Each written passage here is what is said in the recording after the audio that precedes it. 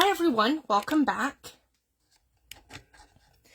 I am just taking a second and I'm going to load our comments and our video. And I'm going to plug in.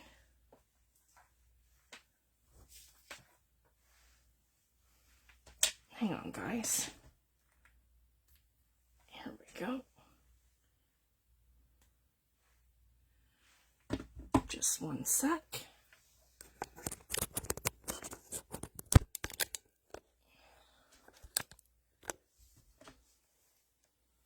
There we go.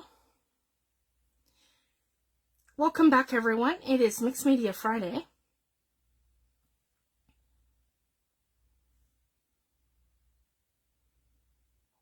Here we go. There's our video. Hi, Cheryl. Thanks for joining, love. Hi, Jeanette. Thanks for joining. So basically, what I want to do, I'm going to open our book, our art book. And from last week, I want to show you guys, we're all nice and dry. So this is the page that we did last week. And I kind of felt like something was missing. So sometimes I'll go back and I'll rework a piece. And I might feel like I need some more texture or I need a little bit of something. So I took the other butterfly and I stamped it in one of my Tim Holtz stamps. And then I used some more of the turquoise Seth Apter spray. And then I added some of Tim Holtz mica spray, the ones that come in the silver, the gold, and then the bronze. So basically I got this. So what I'm going to do now, guys, is just attach this into the book. So sometimes to finish off a piece, you just need that like extra layer to give it that something. So as you guys can see, I felt like something was missing. So I decided to layer up my butterfly. So that's how I achieved that. And I didn't do it in the book. I did it on a separate piece of paper. So that's the best way to do that if you're going to add like a die cut or an extra piece. So I don't need to make this three-dimensional either. I can just layer it like that. And as you can see, that ties it in a little bit better. And it just gives it that little something that it was missing. So I'm going to go ahead and do that. So that's our finished piece now from last week. And then this week, I want to show you guys some things. So the only thing I didn't do, guys, was grab a Tim Holtz stamp. So just give me one quick second, and I will do that. And let's see here. Looking for here we go, a smaller set with like pieces. And then I'm going to need my botanicals. Here we go.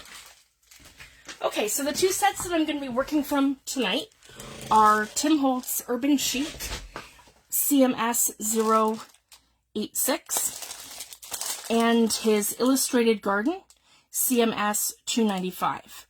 So these are the two sets that I'm going to be using tonight. So we're going to start with this one. And I'm going to put my art journal back in my magazine holder at the front of my desk. And for this, I have a piece of cardstock. And I have my jelly plate. So I basically want to use smaller, I want to use smaller stamps for this. Sorry guys, I dropped my little jelly plates on the floor.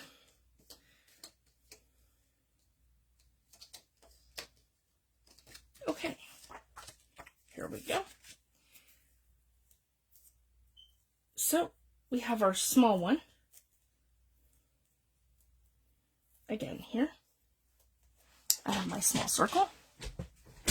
And then I have my stamping inks. So I want to show you guys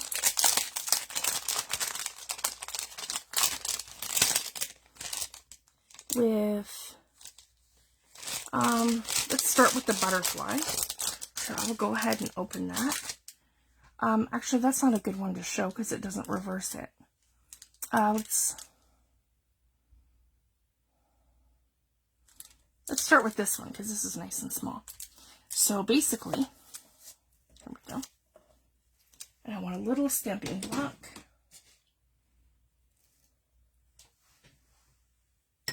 Sorry guys, it was a crazy day, so I'm not really as prepped as I would like to be for tonight's video. There we go. I just need something small. So basically, I can just come in like that on a small stamping block. So the first thing we're going to do is go through our inks. So the inks that I want to show you are your Distress ink, your Distress Oxide. I have Versafine, pigment ink for fine details, Memento, fade resistant dye ink, and I have StazOn. And I really need to open this, guys, because again, I haven't used mine yet. But with the jelly plate, I'm going to start. Oh, and then I need my Ranger Archival. And that just hasn't, it's right here. And my Ranger Archival. Okay, so the first thing we're going to do, and we can make ourselves a little note too as we go. So this is a great little demo piece that we have here. So let's start out with Distress Oxide. And I'm going to ink up my stamp in Distress Oxide. And as long as we know we don't get it wet, you can still stamp in it. So let's give that a go right here in our Distress Oxide. Perfect. And we get a nice clean image. And again, guys, that wasn't straight on there. Sorry.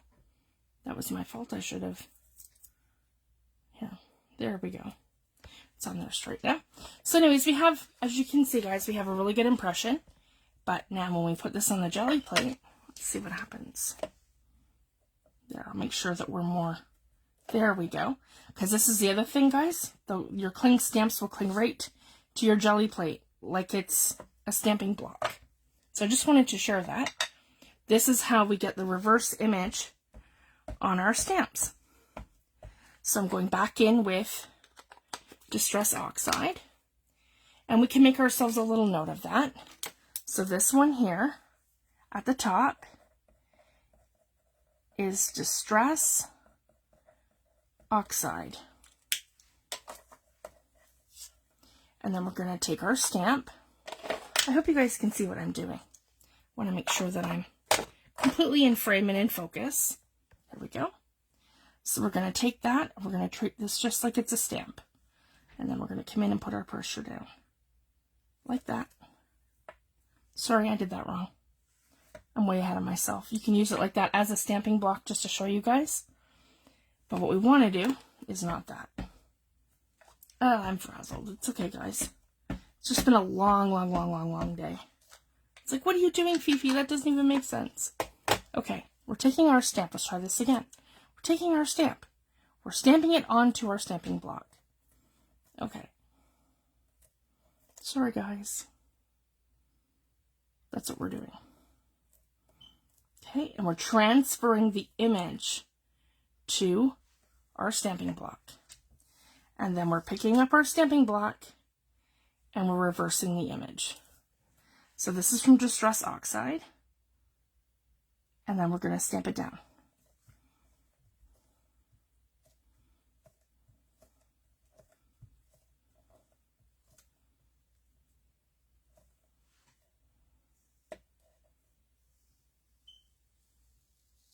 So as you guys can see, it's really smudgy.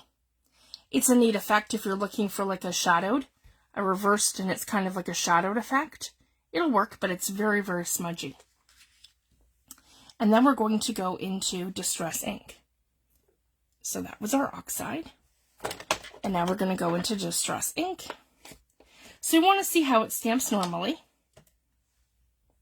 So again, I'm going to ink this up now.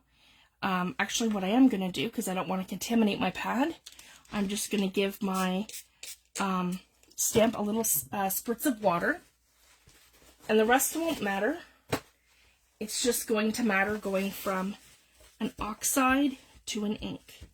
So this is all I do, guys. I just spritz up my stamp, And I come in with a little water. And it just takes off all that Distress Oxide off of my stamp. And then I'm able, whoops, to go into my Distress ink. So then I'm going to turn this over. And we're going to come in with this one.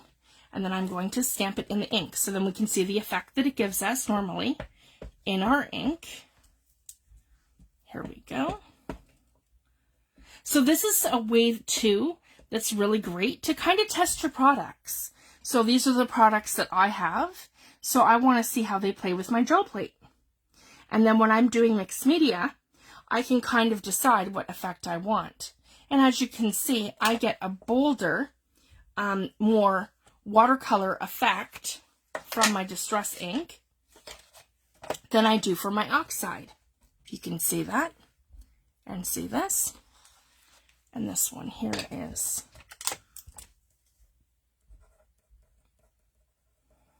Distress ink. And then I'm going to take my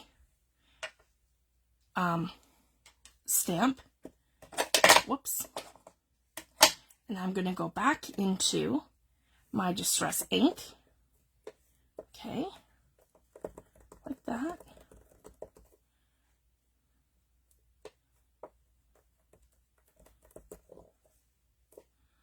And then I'm going to stamp, so you guys can see, on my, just making sure I'm in focus, sorry guys, I'm stamping on the gel plate.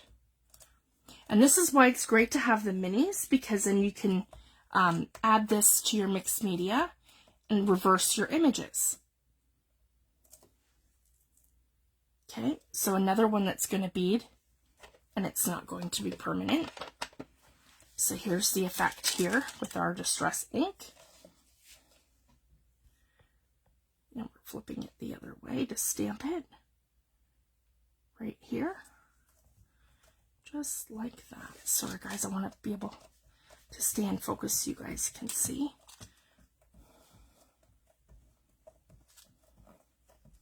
There we go.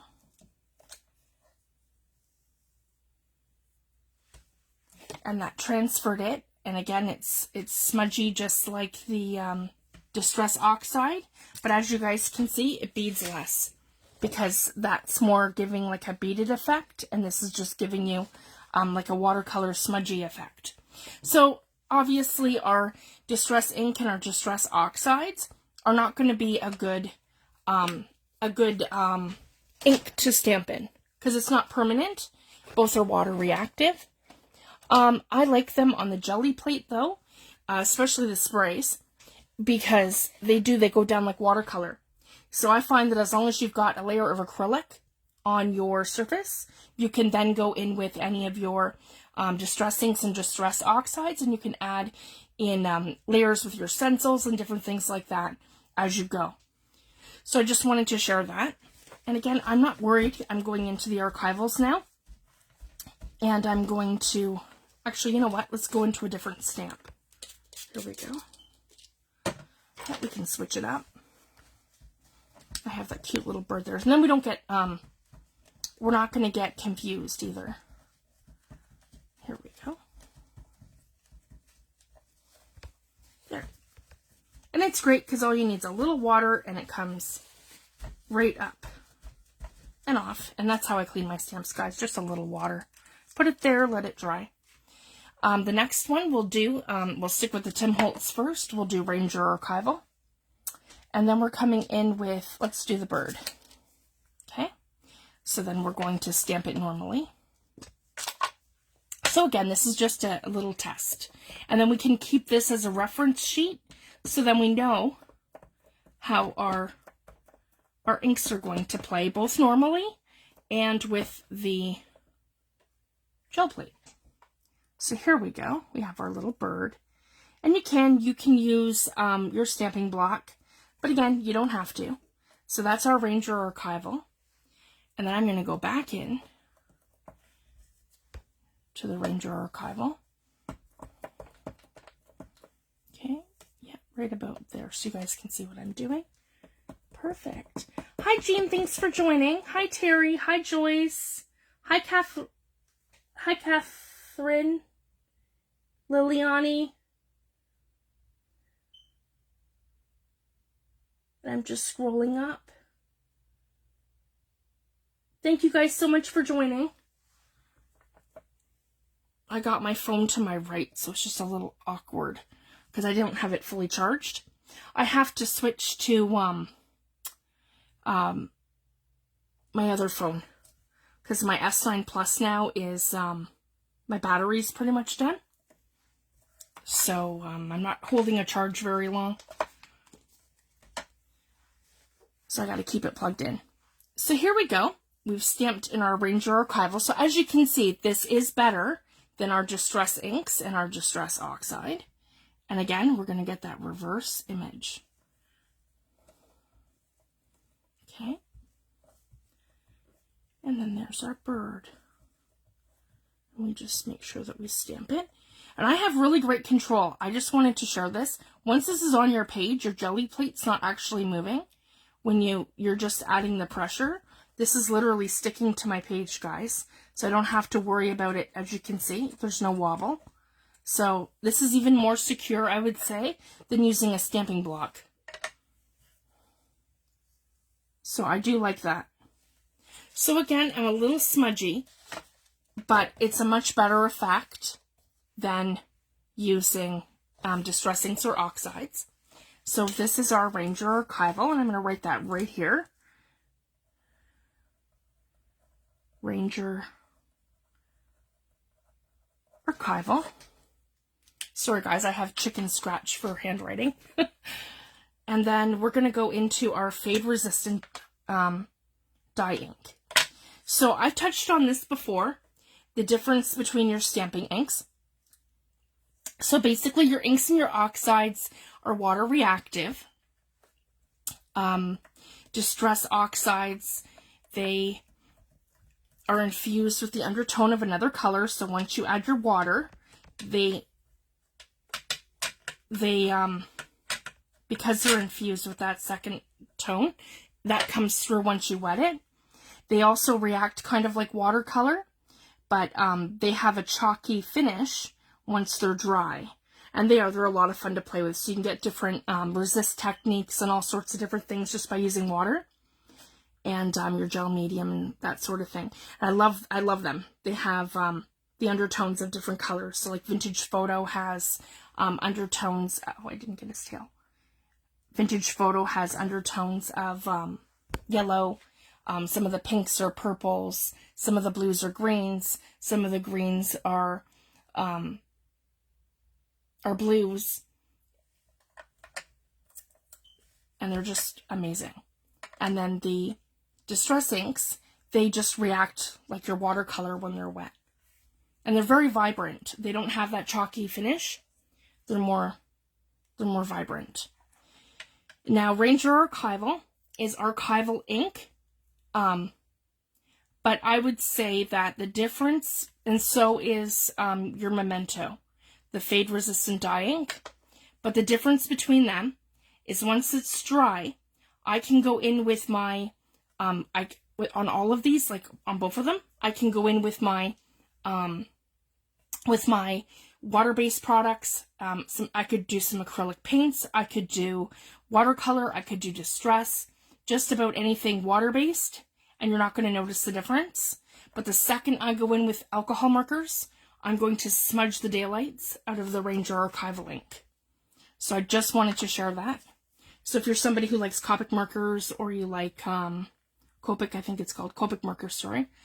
Copic or Copic markers, I use Prismacolor, and I have another set that I got from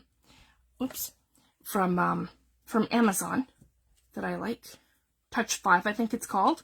It wasn't bad. It was $65, but it came with almost 80 markers, so it worked out great. It wasn't even a dollar a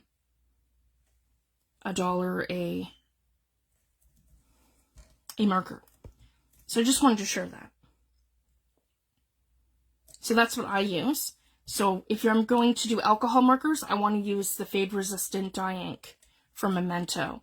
And But I find with the rubber stamps, this plays very much the same way as the Ranger Archival. And I honestly, I don't see much of a difference between it when I'm stamping. Both are very vibrant and beautiful. They give you beautiful results. Okay, here we go. And here's my image here. And I'm going to come in like that and put it down. There we go. So I just wanted to share that. That's the differences between these two inks. And these are my favorite on red rubber. And what I like to do too, and I haven't done it to this set yet, I like to prime them. And you know, once they're primed, because then they have the black outline kind of permanently. And once you stamp them in either Memento or Ranger Archival, everything else will stick to it easier, like your distress inks and oxides. They don't bead off as easy, because I find that you kind of get beading. There we go. And that one's very smudgy, so as you can see, they don't, it's not equal to the Ranger Archival in terms of working well with the jelly plate. So this is Memento.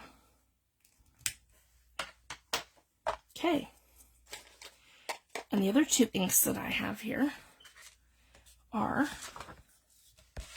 there we go, so you guys can see what I'm doing, Versafine and Stays On. So here we go. Let's use this one. It's a little bigger, but we don't have to use the entire thing. And this is the other thing too, guys. So let's start out with Versafine. So Versafine is a pigment ink for fine details. This is my favorite, very favorite ink for using your clear stamps. It sticks to your clear stamps really well, and it doesn't bead off. I find that the Ranger Archival and the Memento both bead off of your stamps. And sometimes it's bad, I find. Whoops. Especially if it's a new stamp set, like on the clear ones. Whereas if you use, like, so you guys, I have a really good stick. And I get that same really good stick on all my clear stamps. So I just find that to be the best thing to use your, with your clear stamps. So here I'm going to free stamp this so you can see what it looks like. And this is our Versafine. And it's a pigment ink, and you can also emboss with this ink. So I could pour embossing powders or glazes over top and heat set them because it's very wet. And as you can see, it gives really nice details. But the only problem with this, guys, it's not archival. So if I went in with, it'd probably be okay if I let it really dry and then I used water-based products. But like the Ranger Archival and your other inks, it's not permanent to alcohol markers. So I just wanted to share that. And then now we're going to go in and see what it's like on the gel plate. And I haven't experimented with this one yet, so I'm not sure how it's going to play.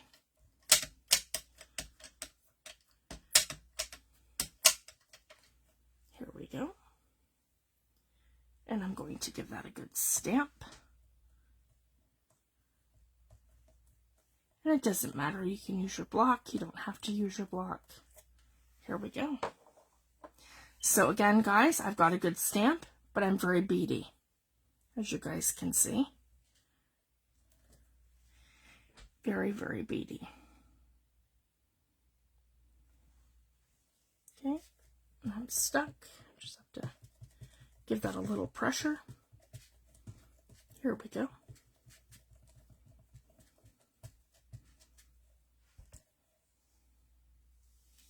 So again, it beads off, but that's a neat effect too. It kind of looks really grainy, and so if you're looking for that kind of effect, that would be what I would use, either this one or the Ranger Archival. but I want to show you the stays on. So that's where this is going to shine. And I've seen this demoed, I just haven't done it. As you guys just seen, I just opened up my black. I've had this for a very long time. Oh, I'm not even sure what that is. Create side swatch label for stacked pads. Okay. And then this has a, yeah. Now with stays on, you can stamp plastic, and you can stamp acetate. Whoops. And it's permanent to a lot of surfaces. So I just wanted to share that. So I don't want to contaminate it. So I am going to just give this a little, not too much, just a little pat down so I don't have, just so I don't have contamination happening. Okay? So then I want to stamp it in stays on and see what it looks like. Here we go.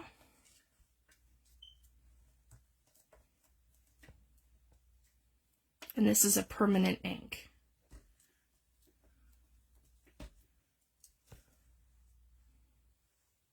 Look at that, guys. That has absolutely coated it. Here we go. Oh, and I didn't write what that was at the top. That's okay, we can after. Okay, stamp that down. Okay, and we know this is Versafine. There we go. And then this is our stays on. That is beautiful. So this is going to be bigger than my little gel plate, and that's okay. So I'll show you what I'll do. Just give that a good ink. I'm going to come in and I'm going to stamp that down. I'm not entirely sure exactly what the jelly plate is actually made out of, but I would assume that it would probably be some kind of synthetic fiber similar to plastic. Here we go.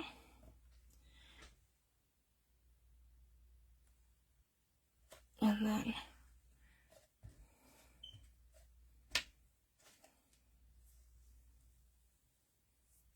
that's a little smudgy too. All right, let's try a smaller stamp. Maybe it's just my method. Let's try that.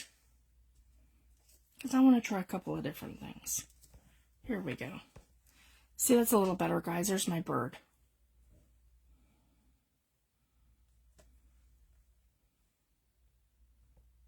It's just a brand new ink pad, so I'm a little smudgy.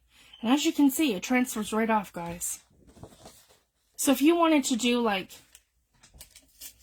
here's numbers. Here's a little one with numbers. So again, think in terms of how we create like with our envelopes and our different things. So same thing, guys. You can take your stamp like this. Make sure you're, got a good ink on there.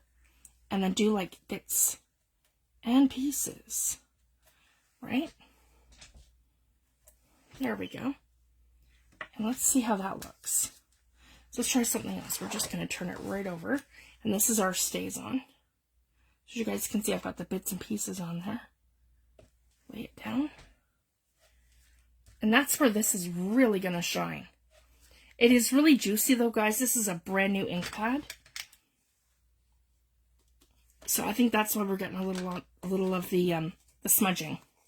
But yes, stays on is the very best ink to use on your jelly plate. And as you guys can see, it all comes right off. And it does not stain your jelly plate. And as you guys can see, the detail is amazing with this. And again, it's permanent. And then you guys can ink over it. You can paint over it. You can do just about anything. So in between your layers, when you're on the jelly plate and you're creating layers, you can go back in and add like your product in between like your layers of stamping. And here's some more little angles of the bird. just to kind of give you guys an idea. Because again, these are very wet because it's a brand new ink pad. So I'm getting like all kinds of, if you guys can see that. This one probably too. It's very wet. Oh, just a little bits and pieces. Yep, and the same thing. And it's fun, like that'll transfer off. And this is how you add like your bits and pieces in too, right? To add texture and different things. So again, I just, yeah, from whatever was left on my stamps. So I just wanted to share that. And then that, guys, is the Stays On. So for me, this is a great little guide of how everything works. And then I can put this aside and keep it as a reference. I keep a book as to how my products play. So it's a great reference, and then you can see how things work with your stamps and then how they work with that. My Ranger Archival needs to be re-inked, so that is a factor there. And this is a brand new stamp pad, so that's a huge factor there as well. So I just wanted to share that with you guys. So my recommendation for the jelly plate transfers to reverse your images would be to use Stays On. Just don't be like Fifi and use a brand new ink pad. That's why we've got the bleed over happening. As you guys can see, it's like an inky mess here. And I'm just going to give these a quick clean. And then we can move right into our next thing.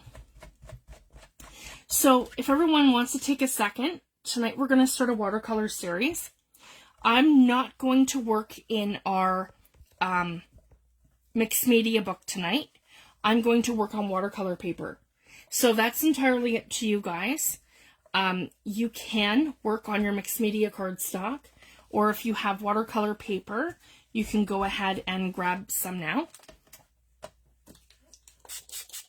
Mine is, I believe, 60 pound watercolor paper. Here we go. Just giving these a nice little wipe down, and it is permanent ink, so I'm not worried if my stamps are going to be covered, because they probably will. Stays On's permanent.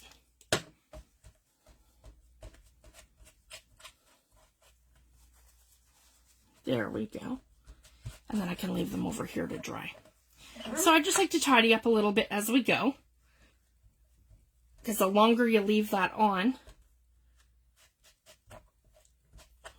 the more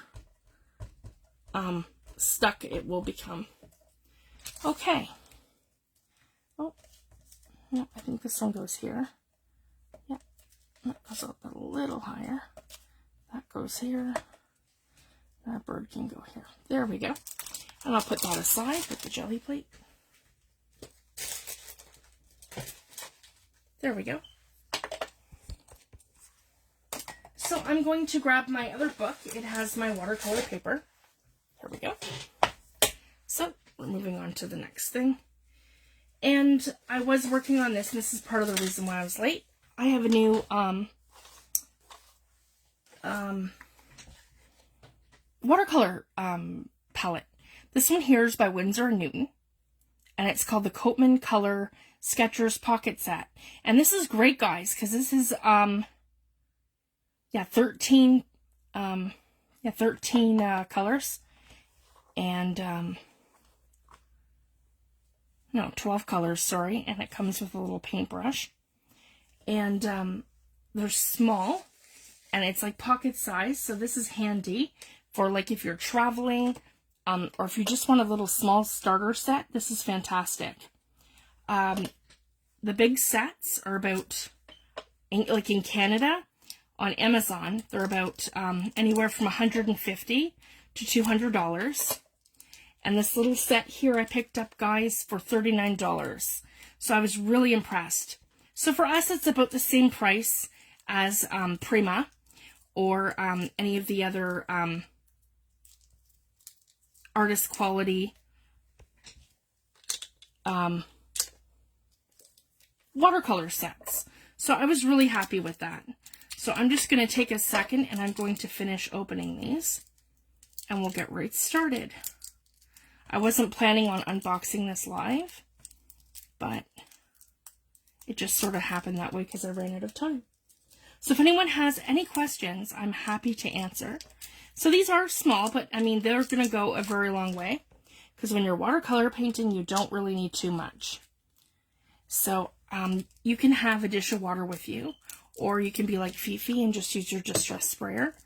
And that's why I love the glass media mat, guys. We can use any mixed media on it that we like. Okay, and I just have 2 more after this one. I'm almost there. Oh, good, Cheryl. And I'm going to be showing quite a few different products. I have another set that's in tubes. I didn't really have a good set that was an actual, because it's been a very long time for me. I didn't have a really good set that was actually a watercolor palette. So that's why I picked this one up, because I wanted to demo it too. And then I have tubes, I have watercolor pencil crayons. And for me, guys, my absolute go-to for watercolor painting is my Distress Inks and Oxides. As everyone here knows, like that's kind of my go-to for that. So we're going to see how things play and they work together with our different products and things. So I'm kind of excited for that, and I will show you guys as we go. And I also have a $4 set from my local dollar store.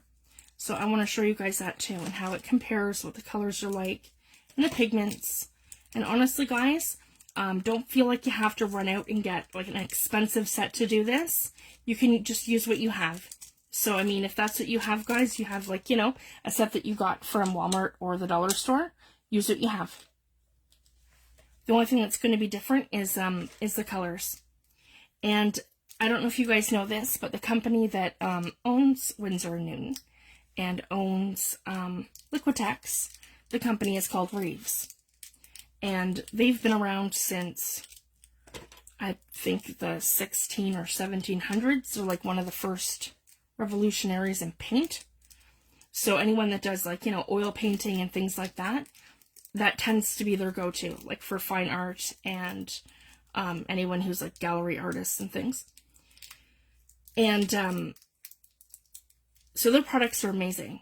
And because Liquitex is owned by them, they have the same color palette. So I just wanted to share that. If you're using a Liquitex acrylic paints, like I use a lot of their products. This is their acrylic, right? Their acrylic quality stuff. So if you're using Liquitex, your color palettes are going to be the same. So they have the colors like the same thing. Your ultramarine blue, and you're going to have your cerulean blue hue, sorry guys, and you're going to have your Azarian crimson hue, and you're going to have your burnt umber and your raw sienna and your sepia and your yellow ochre. And then, yeah, here's my burnt sienna. And this one is cadmium red pale hue. And this one is, yeah, burnt umber and sap green. I think there's a couple more on my desk. Sorry guys, the words are really small. Permanent pigment, and that's Viridian hue. And then we have, yep, Chinese white. Okay. So I just wanted to share that. So we're going to get right into it. So this has a cute little, I'm liking this. This is a cute little palette. And then I have this tiny little, and it would go like that, guys. Little Winsor & Newton brush. So that's good for fine details. But I mentioned to everyone to have a size 8 or a 10 in their paintbrushes. So I'm going to show you some of my paintbrushes and we'll pull some. This is a liner brush. Yep, let's see. That's a better liner brush.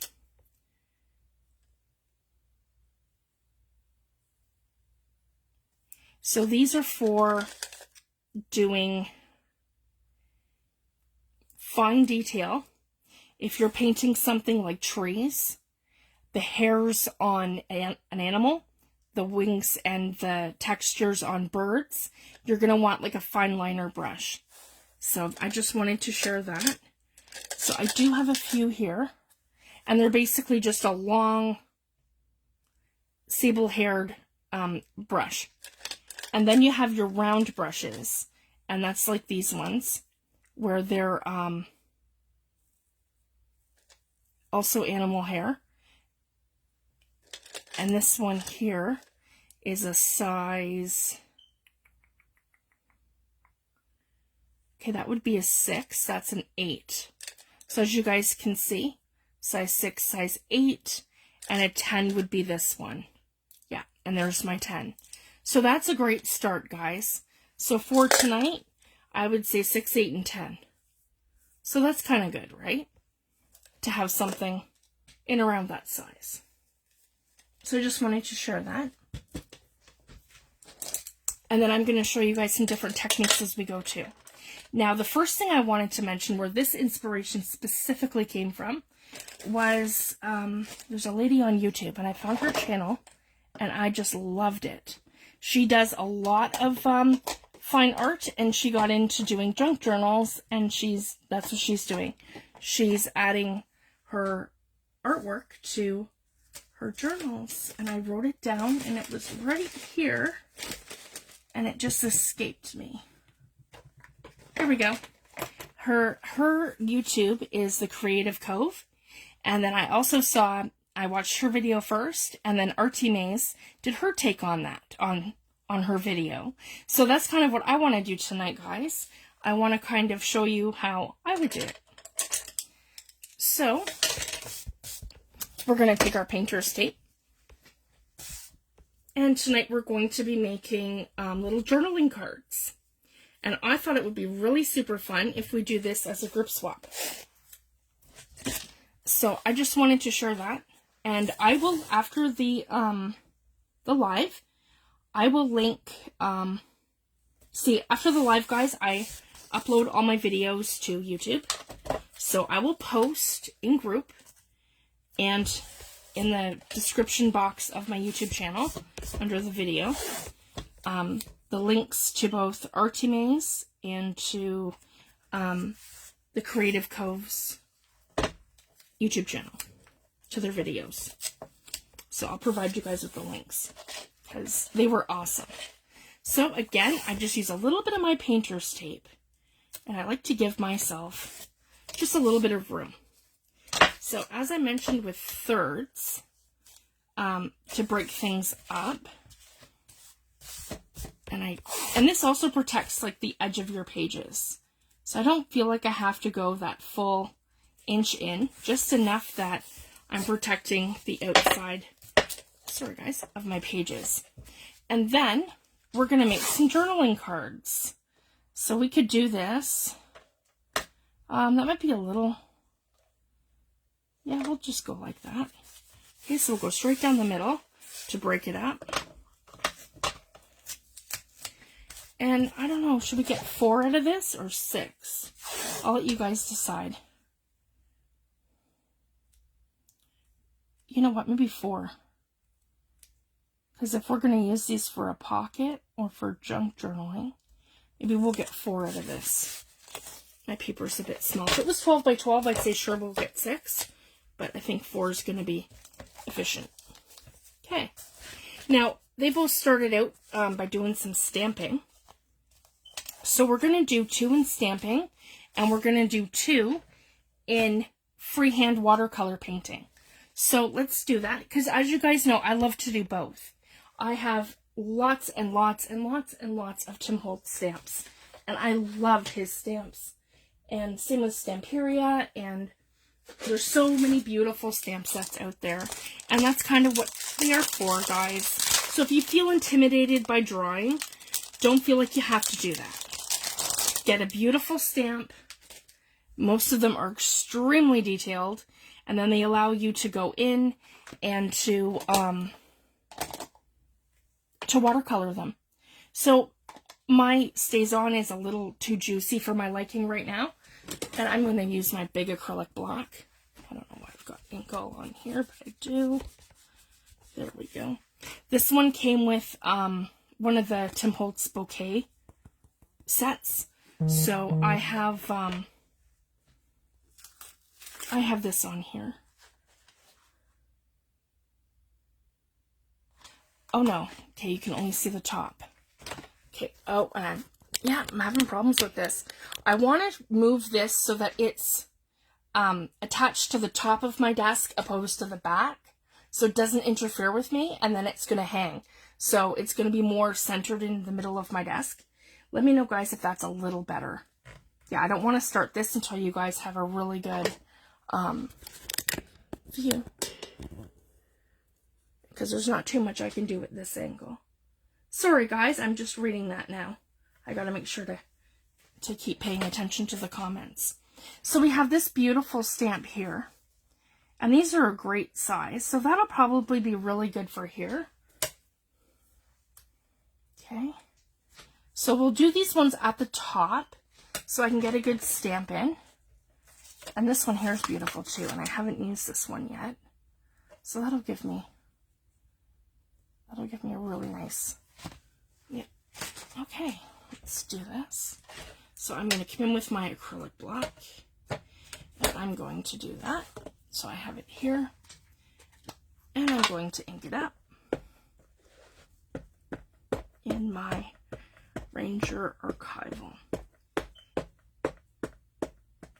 Okay, and I don't want to go, whoops, too heavy with it, but enough that I'm going to get a good stamp. And I could probably come closer to the bottom. Okay, so I'm going to come in there. I don't want that one in the way. And I love the thin blocks.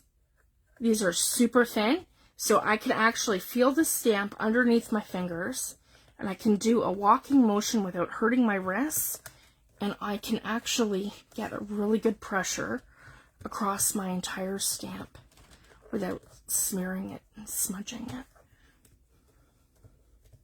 So I just wanted to share that. Tim does sell these separately in, I believe, a 9-pack. A 9 or a 13-pack, something like that. I've seen them on Amazon, but this one here came with Glorious Bouquet, I think it was. That's okay, and I have a little bit of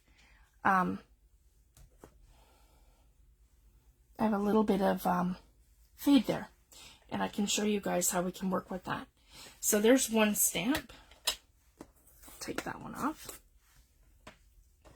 and then I'm going to come in with this one. Okay, and same thing, we're going to ink it all up. And the detail that goes into the Stampers Anonymous stamps is just incredible. And I love them.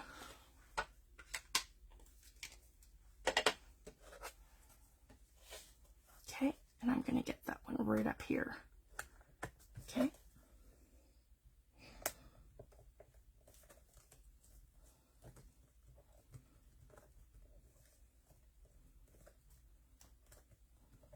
And again, I'm just giving that a little walk with my hands.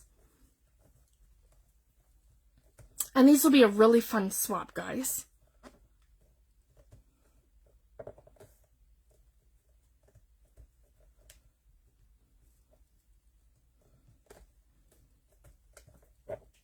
There we go. Perfect. And again, I'm a little smudgy, and that's okay. So I'm going to let those ones dry for a few minutes.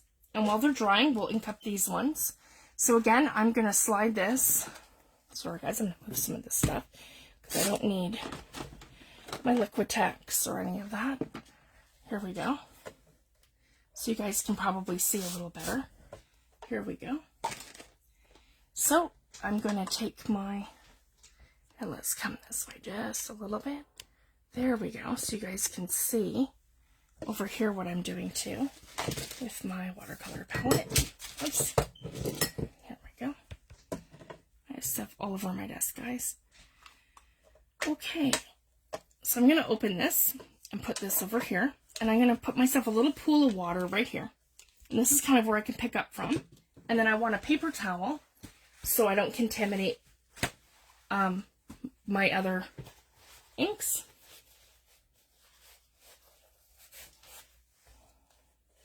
I can still move up. That's better because we want to see the bottom too. Sorry guys, I'm still trying to, there we go. That's better. So I have this here. And that'll stop me from pulling anything towards me. And again, I have my 3 brushes, guys, in my 10-inch round brush, my 6-inch round brush, and then my my 8-inch. Yeah, 10, 8, and 6. So I'm going to take my water and just, yeah, make some water here. And you guys know me, I love my grungy colors. So I'm just coming into my water. Good, you guys can see, perfect. Just making sure you guys can see. I want to wet my brush really well. And that's the thing you'll notice with the sable hair. Guys, my whole entire brush is soaked. So the first thing I want to do is I don't even want to touch my paint yet. Okay? I want to come into my watercolors, like my paper, my watercolor paper, and I want to start putting down some water.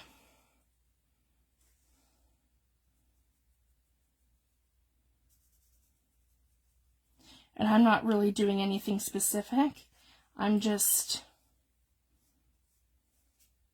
kind of making some texture, if that makes sense. I'm just kind of, there we go. And then I'm going to grab some more water so I have a full brush full of water. And I want to come and start in, and I love the colors that that the lady from the Creative Cove used. She used blues and she used browns, and that's very much my palette. So I want to come into my cerulean blue, and I want to pick some up, and I'm going right into here. If you guys can see, it's my little paint palette here. Okay, so I have some cerulean blue hue. Again, pick up some more water.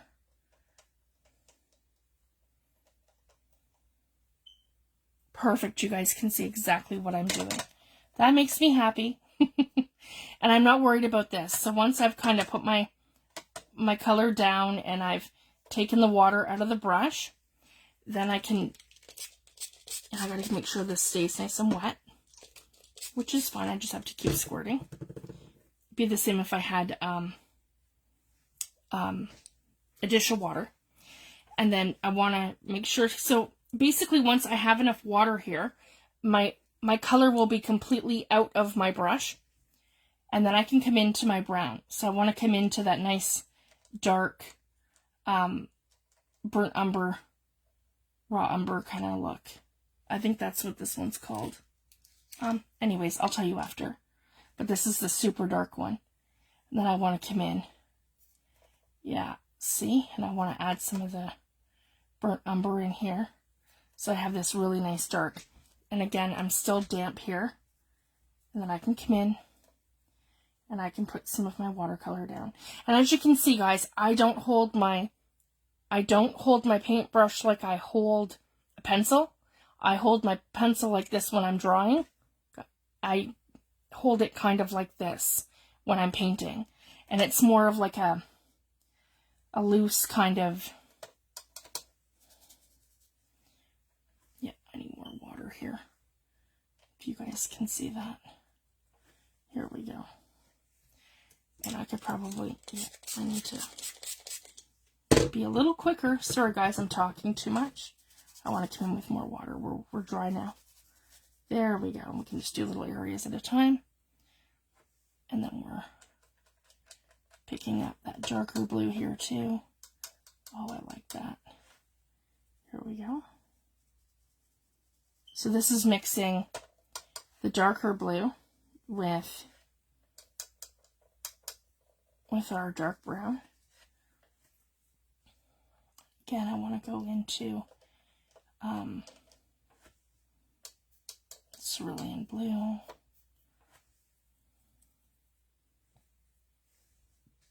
Here we go.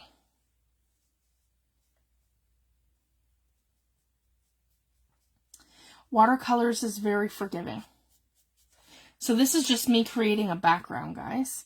So I'm not really adding too much thought or reason to it. I'm just kind of adding colors and pulling from my palette and mixing them in my little palette here. There you go. You guys can probably see that better. And I'm just kind of adding like this. And I want to pull these beautiful colors all in, and maybe a little darker brown in here too. And this is the thing too, it's so forgiving. You can just keep adding, and if you don't like something, you can add more water and subtract. So I'll show you what I mean by that. So then what we do, I'll get this all down first so I'm not wasting my product. There we go. So once you see that your brush is kind of empty, then I go right back into the water and I pick up my water. So here's like a little lift technique too, guys. So if I don't like something, I can just go in with water and see, I can pick it up. And I can put it like over here. And then I can come in with water and I can pick it up. If you guys can see. And I can move it over here. So I just wanted to share that. So if you want to lighten something, you can go right in with water and you can achieve that. It's very forgiving. I want to get into doing color mixing.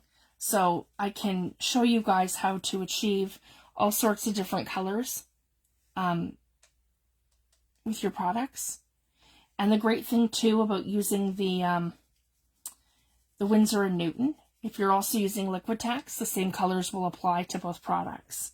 So it's kind of like getting two color charts for the price of one kind of thing.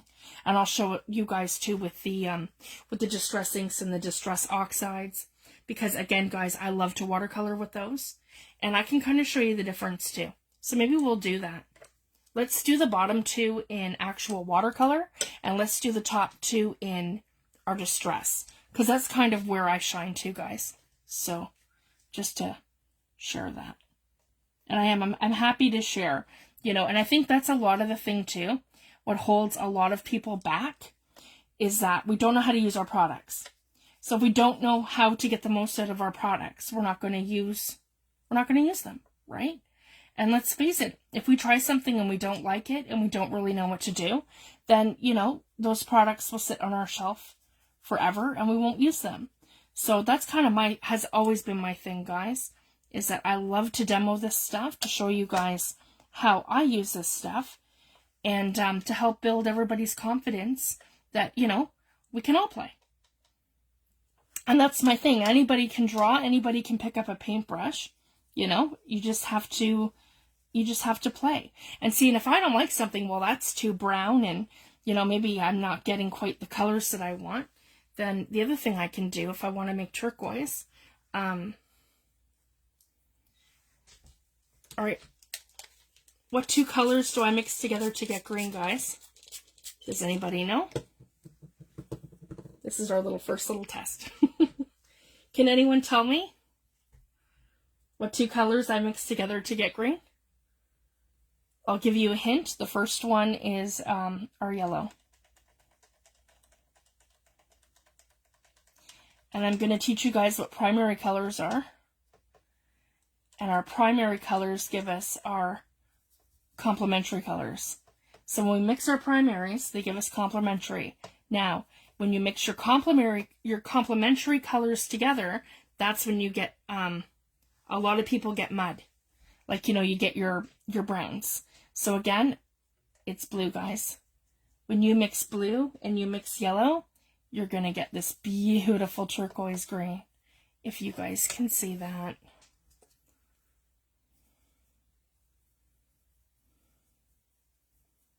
Just a beautiful lush color. And then if I don't like the tone of the green, I can come in and I can add some more blue. If I want to make it more turquoise and less green, I just achieve that by adding some more blue. And that's probably closer to the color that I'm looking for, because I absolutely love blues and greens with my brown. So again, I want to come in with that, and I feel like I want to add a little bit more water. So again, I just keep taking my brush, guys, load my brush full of water, and I can come right in. And then I can come right in here, and then I can add a little turquoise right in here. So I'm loving that. Maybe add some more here too. I can add some more too when it dries.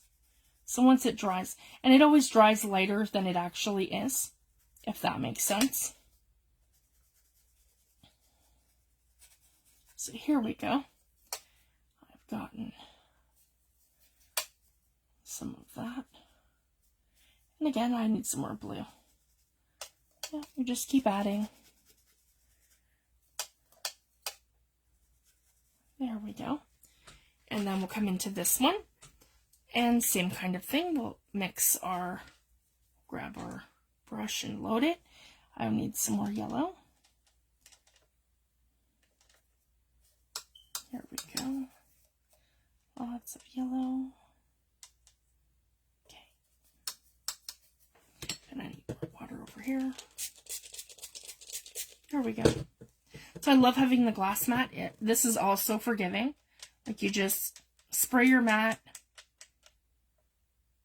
add your product to your mat, mix it up, and away you go. That's what I love about it. There we go. I can add some more. I even like that color right now that I have on there. Okay, and then you know what I could do? And this is the other thing too. I have a bigger brush sitting right here beside me. I can just come in, and I can come in here, and I can pick up my water. There we go. It's because I've been sticking my arm in it. And yeah, I can just kind of, here we go, have some designs kind of going this way. So, you know, we're doing like the botanical theme. And that's just in water, because I'm using my smaller brush. And I can come in here with this. And I can just come right across and load up my brush.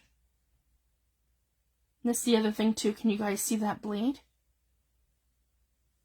Just beautiful. So if you're doing, it's all in your brush.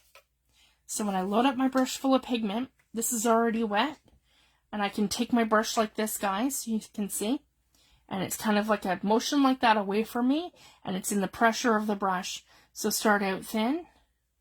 And then push it thick. See? And then pull it thin. So that's how I like to do a reed or leaves. Yeah, this part here is 14 inches. And then this other part I would say is... oh, that'd be 1, 2, 3, 4, 5, 6. I would say this is 6 inches from the actual palette part. So again, I want to go thin, thick to thin. So you guys can kind of see that. See, again, I need this wet. Here we go. And then this way, we're going to go thick, yeah, to thin. If you guys can see that. So this is a great way to practice, guys. I want to get that a little bit more wet in here too. Here we go.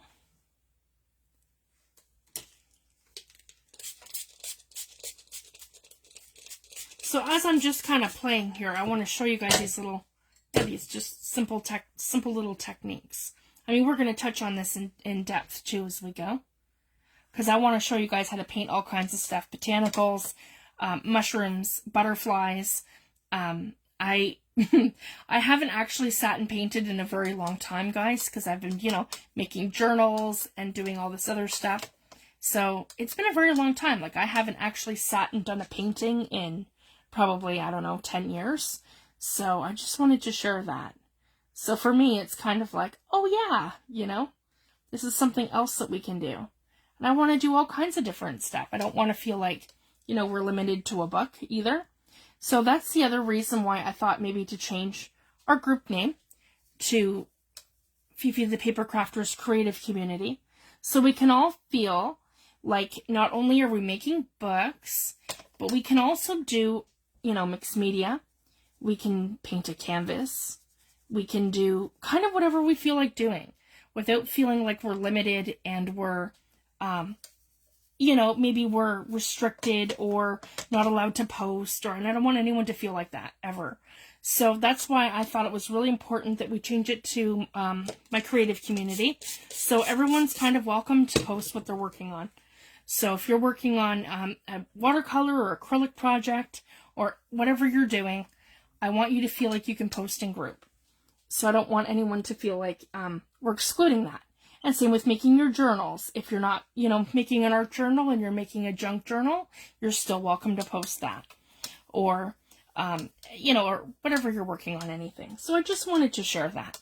You know, I want everyone to feel like they can come in group and they can post whatever they like. It's important to me. So now that I kind of have that going on, let's do some leaves.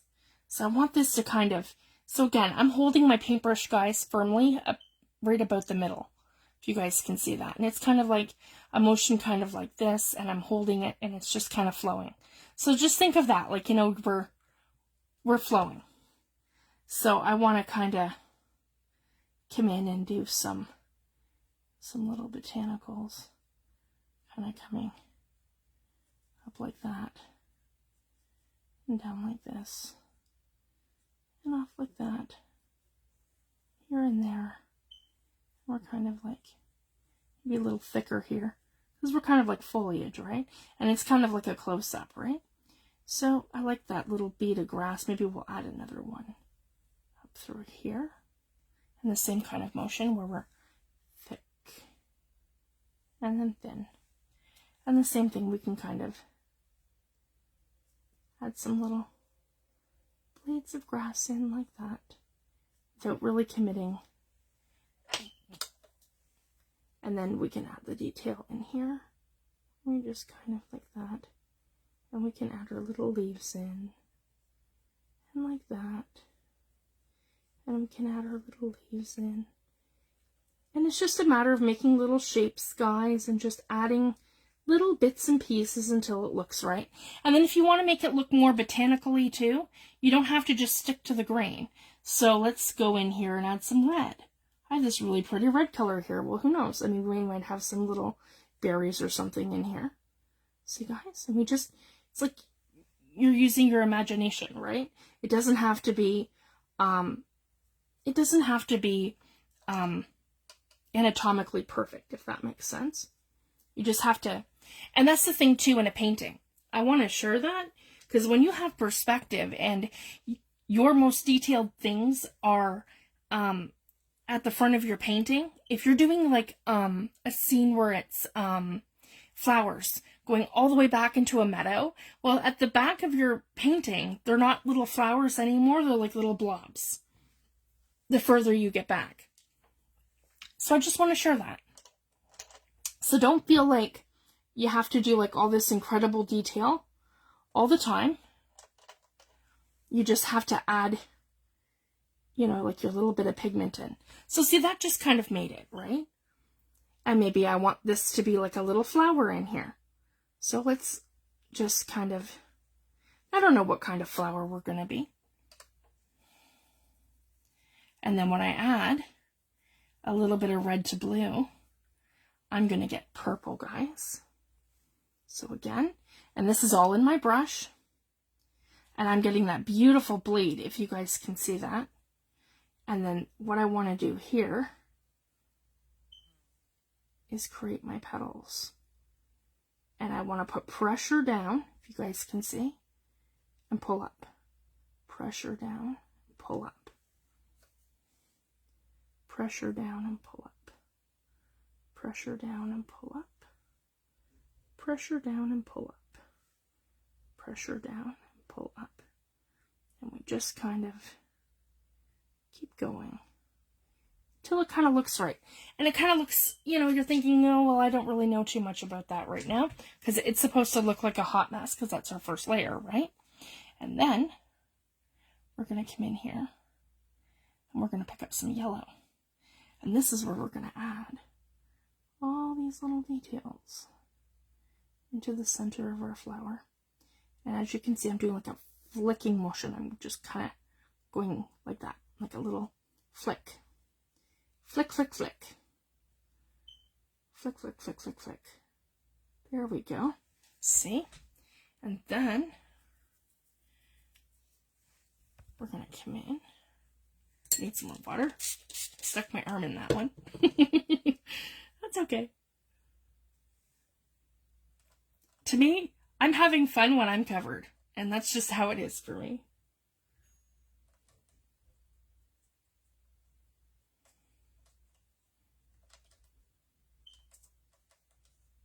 The one night it was hilarious, guys. I had gesso all over my face. I don't even know how I managed that. Here we go. And then we're just adding little bits of white. So again, if you want to lighten something or give something a little bit of detail, add a little white. And this is like a little stippling motion, kind of like that, where I'm just, yep. And then we can come right into our yellow. And by adding white, I'm going to, and that's the other thing too, when you add a little white, you make something lighter.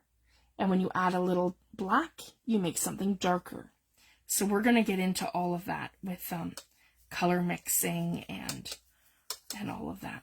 So now I've added a little bit more yellow. So now I've got something that's more of a lime, like a limey kind of, more of a grassy green, opposed to this. So now you're going to see, because I added yellow to the mix that we made right here, that yellow is going to give me this color of the grain. So now I'm going to kind of add that detail in here. And then I can come in here, kind of add more detail. And I want to, there we go, pull that up. And we can add some more beads coming this way. This was more of like a solid color kind of thing. And again, I can just come in, guys, if I don't like something and I want to push and pull it around, add water. If I've got like a clump of paint that I just kind of, yeah, let's kind of play with it and make some reeds here and make it kind of look more botanically, we can do that. Because we want this to kind of be a solid color anyways. Kind of coming in. And this has less browns than this one. This one's more grungy, where this is kind of like more botanically, so that's okay. I mean, we're going to get two completely different effects here. We'll probably have to do this in 2 videos, guys, and that's okay. Because I'm just, you know, we're just playing, having fun, and I'm teaching you guys some techniques as we go. There we go. There we go. And again, it's been a very long time for me, guys. And it is. It's so relaxing. And it's forgiving. I find this more forgiving than acrylics. Because you can kind of come in and you can just move things around. And if you don't like something, gesso it. That's the whole thing too, right? If you don't like something, add some gesso and then do something else.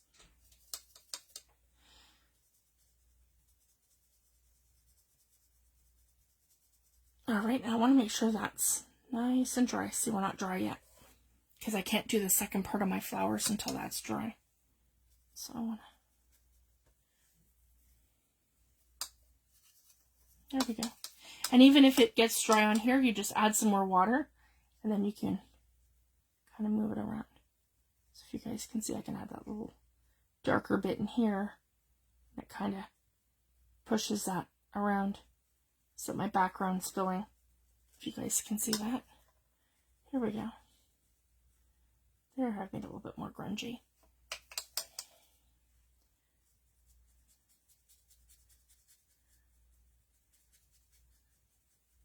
And I'll add some more botanicals in there. I just want to get this done too. Like some more flowers. I just want to be able to get the background all in here.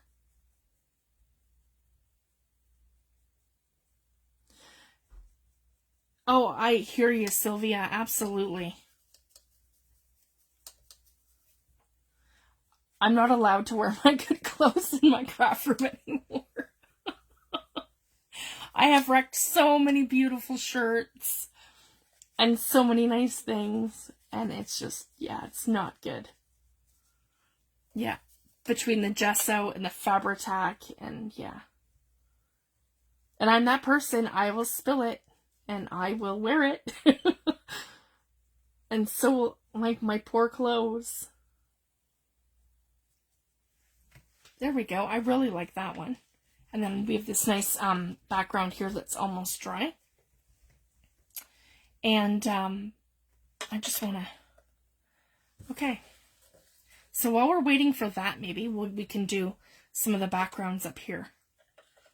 So I want to see, so this is the difference too. So we're kind of creating our own thing at the bottom here because of the watercolor paint.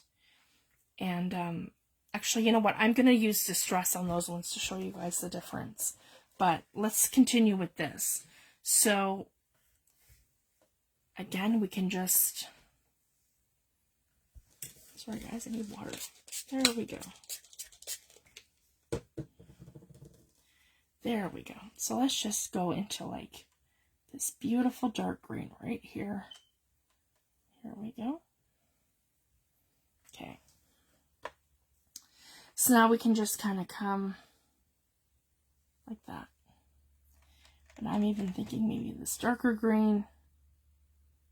There we go. And I want it to flow a little better. There we go. So let's do like, yeah, make it a little thicker here. Like that.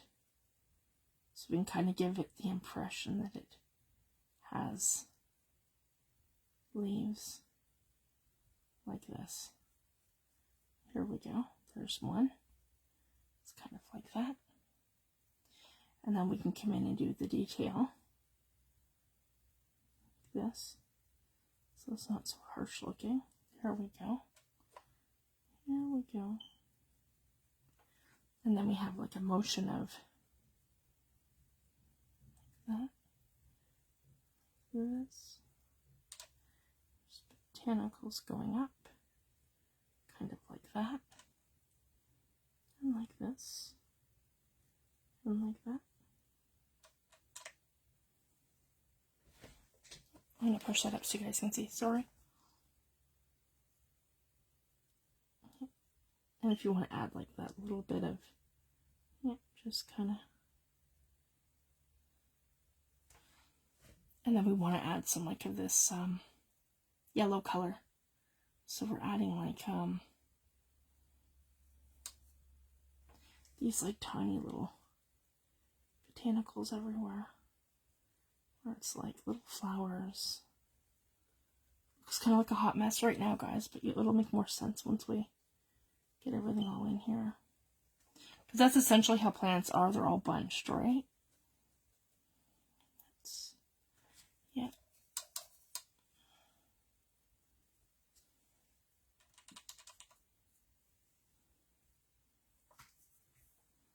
And then we can have one coming up like this. Yeah, like that. This. Where it's just simple. It's some grass.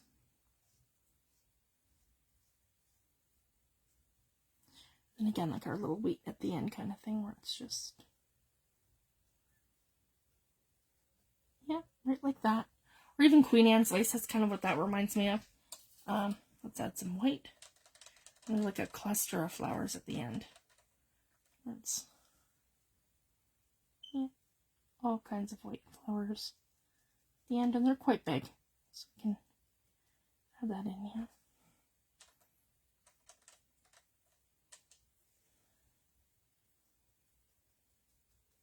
Again, I gotta wait till that's more dry to be able to add all that detail in.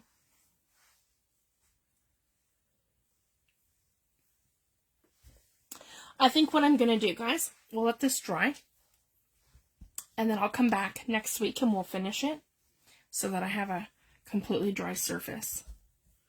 And that's what we'll do. I could go, if you guys are, it's up to you guys. I can go probably another 10 minutes, I would say. And let's go in with our distress ink so I can get some background in here.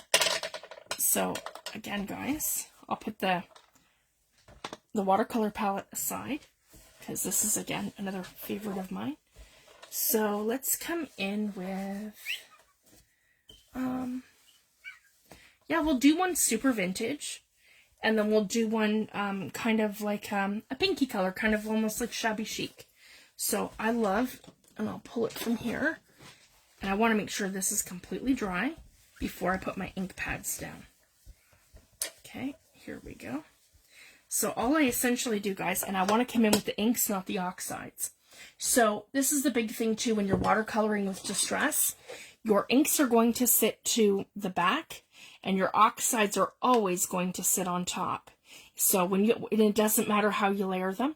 You could put the oxide on first and then the ink, and how it's always going to show is the ink on the bottom and then the oxide on top. So I just wanted to share that. So as a base, or any colors that I'm adding first, I want to make sure that I'm using distress ink. So I'm going to come here, and I'm just going to literally use this like a palette, guys. And then I'm going to give this a little spritz, like that. And I'm going to come right in with my watercolor brush. And it doesn't matter, I just need to, I don't have to make sure I'm perfectly clean. And again, a little water spot, so I can treat this like watercolor, because I like to have a wet brush, and then I can come into my pigment and pick it up, if you guys can see that. So I'm going to turn it like this. That's probably better for you guys. And then I'm coming in with the big brush, and I'm just going to add this. So as you guys can see, this is Victorian Velvet Distress Ink.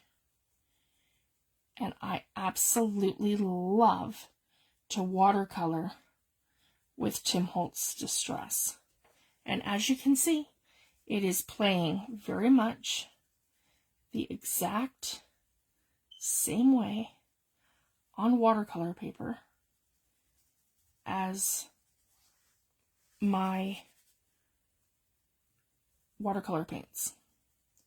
The only difference is I have them all in distress colors. So, super awesome.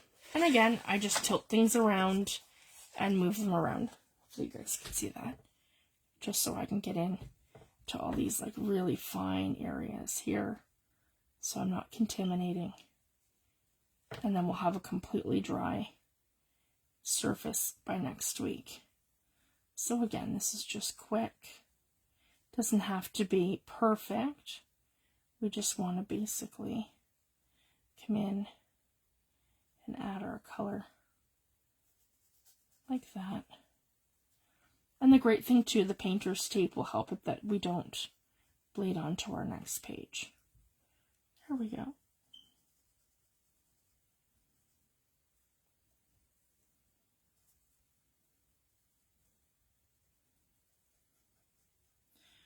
I was planning to come live this afternoon to show the stamping inks, but unfortunately, we just had a lot going on today, so it didn't happen. So that's why this has taken twice as long for this video. So I apologize, guys. That wasn't the initial game plan, but I think it worked out. Okay, and then I have a little spot here, which is kind of like an in-between, so that I can just kind of come in like that. So if you guys can see that. So that's the great thing too about a stamp. It gives you some direction. So you don't have to think too much about perspective, and you don't have to think too much about you know, you don't have the same kind of stress that you normally would about painting or drawing an actual thing. it's stamped for you, right? With all the perspective. So the only thing that we focus on is all the shading. So that's the other thing that I love about using stamps. And it's a great way to just, to create something stress-free. So I guess that's what I'm trying to convey. So even for me, I, can pick up watercolor paints and I can sketch something out and draw. I still find it very relaxing and fun to use my stamps. So, and it is one of my favorite things to do. So I just wanted to share that. And that's the great thing, guys. It's our artistic time, right? And it's our time to relax and just enjoy the process. So this one, I want to come in and I'm going to use Vintage Photo because I just want this one to be kind of grungy, kind of like that one. So we did Victorian Velvet over there, where it's more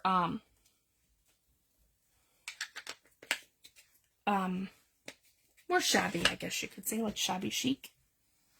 And then these ones will be more grungy. And this one will be more vintage. Okay, so for a background, same thing. I'm just using my big brush. This is the 10. And I'm just picking up from here. And I'm just going to come in and treat my distress like it is watercolor paint. And that's the thing too, with the distress inks, you get like a consistent kind of watercolor feel, where you don't really get that with the oxides too much. They oxidize right away and they dry chalky. So I do like the effect when you're adding like highlights and lowlights on things, or like to get the details in a face, and I do like that. So I do use them together. So I will show you guys all of that. There we go. And I'm really loving that.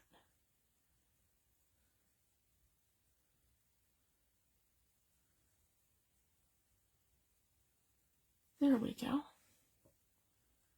Maybe in here. More of the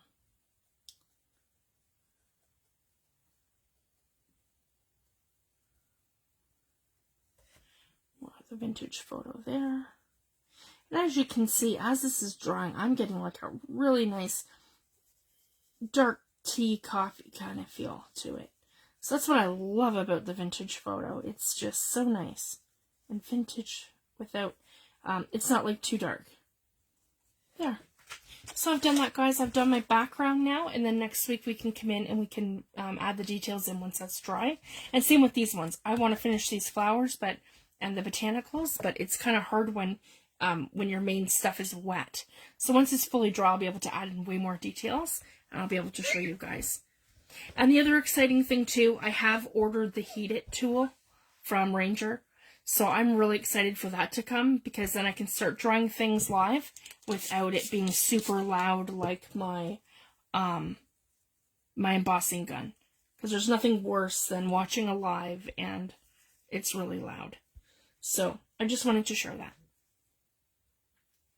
Alright guys, I'm going to leave it at that. You guys have a fabulous weekend, and I will be back next Friday for Mixed Media Friday, and we'll finish up our botanical journaling cards. And these are going to measure, so just to share, these are going to measure 1, 2, 3.5, 3.5 inches by 5.5. So I just wanted to share that. Oh wait, maybe not, because I've got here. So if I move that here, hold on. Yeah, 1, 2, 3, 4. Nope, it's going to measure by 5. So yeah, 3.5 by 5.